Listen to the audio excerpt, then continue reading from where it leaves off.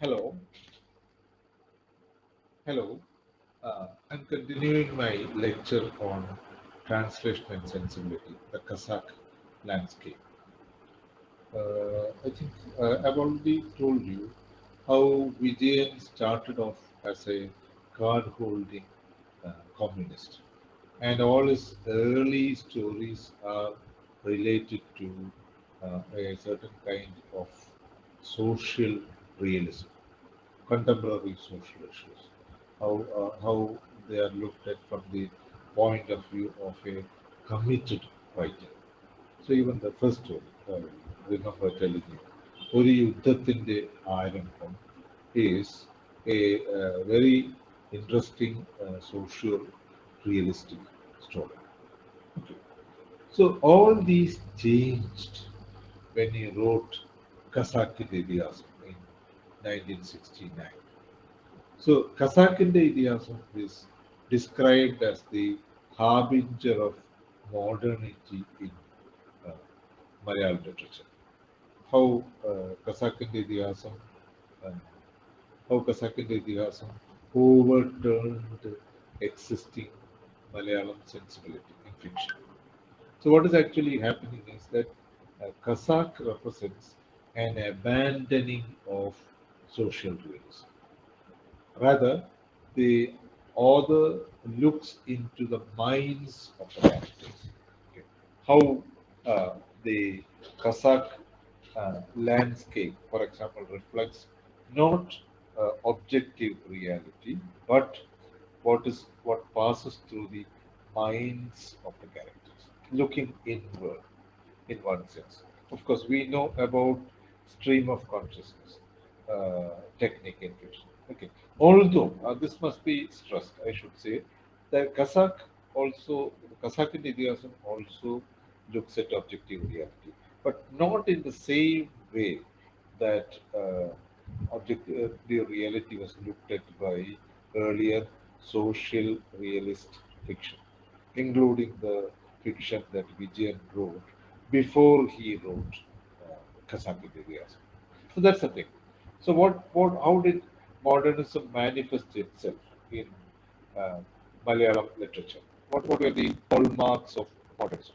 One of them was this looking inward rather than outward, okay? Abandoning of a certain kind of commitment, okay? Looking at reality not through the eyes of a committed writer, not treating social problems directly, okay? Not sticking to the kind of strict morality. Okay, morality is one thing. Okay. You stand for the underdog, right? The Russian writer Gorky asked, "Masters of culture, on whose side are you?" സാംസ്കാരിക നായകര് നിങ്ങൾ ആരുടെ പക്ഷം? This was the question that Gorky asked. So what happens here is that instead of following a trajectory of open commitment, instead of looking at social problems in a committed way, the writer has a dispassionate attitude. He's not committed anyway. Okay? He's just a writer who observes reality from outside, and also a writer who looks into the minds of the characters, okay? Without any moral responsibility. Earlier writers used to stand on the side of the justice, okay, to look at the problems of the exploited working class or peasants. Now that kind of attitude changes. Okay, so for good and bad. For the good, because the idiom of social realist writing was kind of stilted, too monolithical. ഒരുതരം bore ഇങ്ങനെ ഒരു പഴയപടി തന്നെയുള്ള ആഖ്യാനങ്ങൾ. That changes. Okay. So Vijayan in his book Ithihasam which is about his writing, this Khasakkinte Ithihasam, he talks about how the sensibility in Malayalam changed. Not only that it changed, Khasakkinte Ithihasam, he says, is a book which gave confidence to Malayalis that their language can regenerate itself. പഴയ കാര്യങ്ങളൊക്കെ പറഞ്ഞു പോകുന്നതിന് പകരം ഒരു പുതിയ ഉണർവുണ്ടാക്കും. A new awakening, the opening of a new fountain, ഒരു പുതിയ ഉറവ പൊട്ടൽ സാധിക്കും. This is what Vijayan says in his description of how he came to write Khasakkinte Ithihasam. Okay. So this is important. The Khasakkinte Ithihasam was the harbinger of modernity in Malayalam fiction. Okay. So in all these ways, Vijayan's sensibility reaches a certain kind of peak during the writing of Khasakkinte Ithihasam. And in Khasakkinte Ithihasam, one finds other important characteristics. One characteristic is the a certain kind of leveling of the serious and the trivial. വലിയ വലിയ മഹത്തായ കാര്യങ്ങളും നിസ്സാരമായ കാര്യങ്ങളും Okay. He talks about Upanishads. Okay. He talks about the philosophy of the Upanishads. And he also drinks illicit liquor. He jokes with the people of Khasak, the Mulaka, the workers. He sleeps with women, almost indiscriminately. Okay. He doesn't observe any kind of sexual morality, in our sense, in Khasak. So this mixing of the trivial and the serious, this loosening of conventional morality, also a certain kind of, let us say, plurality, okay, multiculturalism, okay, with which he treats his surroundings. Okay. So he treats the Sheikh and the Bhagavati equally. He looks at Khasak as a kind of mosaic. ഒരുപാട് നിറങ്ങളും വർണ്ണങ്ങളൊക്കെ കലർന്ന ചിത്രങ്ങളൊക്കെ കലർന്ന ഒരു സ്ഥലം. അതാണ് Khasak. അതിനപ്പുറം and he abandons that kind of false seriousness, even in the books that he reads. Okay. He reads not only serious literature, but he reads detective fiction. He reads pornography. He reads what we call in Malayalam Bible Sahitya. Everything. So this kind of landscape, the complete absence of any kind of monolithical or overbearing philosophy or religious thinking. So this is the Vijayan of the time of writing Khasakkinte Ithihasam. But Vijayan moves on. ഇപ്പോൾ കണ്ട വിജയനല്ല ഇനി വരാൻ പോകും. So between the years 1969 and 1994, 25 years exactly, a quarter of a century, Vijayan's thinking, his sensibility, his set of beliefs had completely changed. Already we find that in Khasakkinte Ithihasam, he has abandoned his earlier allegiance to the communist movement. Moves on. And from 1969 onwards, he moves away further from his old terrain. He becomes more and more religious. He adopts a kind of spiritualism, not the kind of spiritualism that you find in a writer like Ravi Devata, which is different, which is a transcendental spirituality. Okay. Looking at where any kind of bias is absent. Tagore's spirituality is not a Hindu spirituality.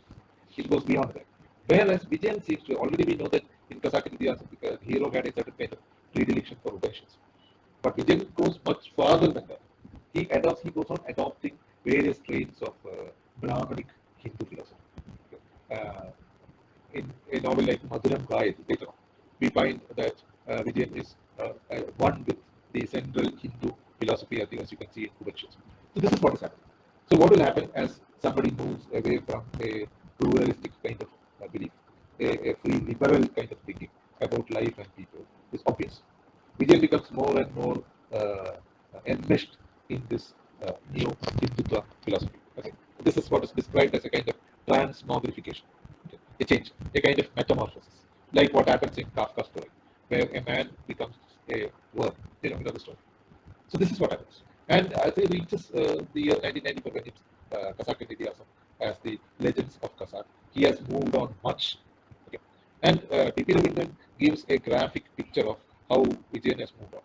Okay. So, for instance, the kind of humor that you find in Khasakkinte Ithihasam, okay, how he laughs at people's foolishness, a simple, an innocent kind of laugh. He's not actually making fun of them. He's not downgrading the people of Khasak. Okay. He's just amused. Okay. So this kind of amusement is somewhat repeated in a different form, as satire in Dharmapura, which he published in 1977, just after the emergency. The novel was written during the emergency when the Prime Minister Indira Gandhi imposed a large number of restrictions on people. So this particular novel, this second novel of O V Vijayan's, retains humor as satire against the ruling classes, satire against despotism, right? So, but even in Dharmapuranam, you find traces of the kind of spirituality, a certain otherworldliness, as if we cannot solve our problems by ordinary secular means. We have to take recourse to spirituality. We have to take refuge in spirituality. The Siddhartha character that you find in Dharmapuranam tells you of abandoning all the world, okay, abandoning all your relationships, all your pleasures. This is the kind of sensibility, this is the kind of spirituality that O V Vijayan adapts. At least in Dharmapuranam, you can say it is the Buddha figure that adapts. It's not the Hinduized kind of spirituality. But later on, in other novels like Pravadaganavadi, Madhuram Gayati, etc., Talamuragal, etc., Vijayan moves more and more into the terrain of spirituality. So, what P.P. Ravindran does in this small essay is to tell you what Vijayan is doing in Legends of Khasak, his own translation of this work. This is called an author translation, the translation of a work by the author himself. Okay. We have many such author translators. We have V.K., who's a good author translator. He has translated his stories and a novel of his. Right. So, P.P. Ravindran is trying to find out what happens in Legends of Khasak, O V Vijayan's translation of Khasakkinte Ithihasam, as as a result of his change of sensibility. Vijayan has changed much, Harbinger says. So that's where we are going to look at. Okay. So there are a number of examples which Harbinger quotes. Okay. What happens in Khasakkinte Ithihasam and legends of Khasak. So I told you that in Khasakkinte Ithihasam, there is a certain kind of plurality, multi-voiced situations, where you don't say that any one person is right or wrong. Everybody has his or her own right and wrong.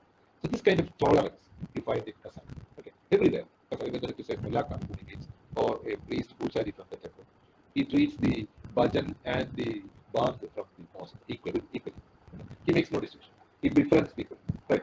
So in Khasakkinte Ithihasam, there is this reference of people talking about Nizam Ali, okay, and the Sheikh.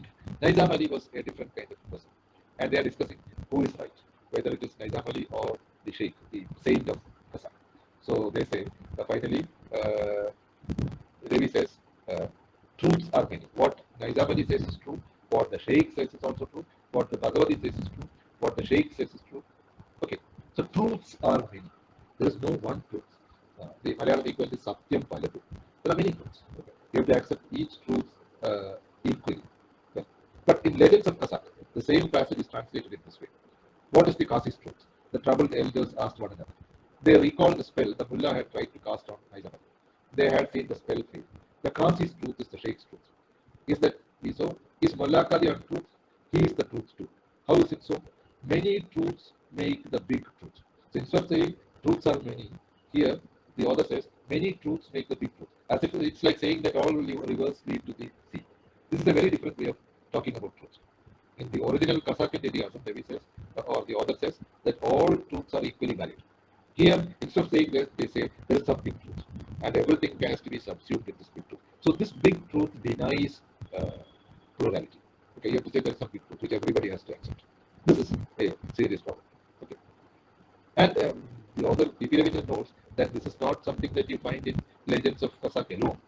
In a story called Upanishads, published in 1985 in a collection called Ashanti, there is a conversation between a father and a son. Okay, and the son says that all voices are voices from this same samvada. Okay. Meaning all voices come from the same source. They are talking about some context in the Quran. So here again, earlier in Legends of Khasak, we saw that there is one big truth. Here, a son tells his father that all voices are from the same source. There is one big voice.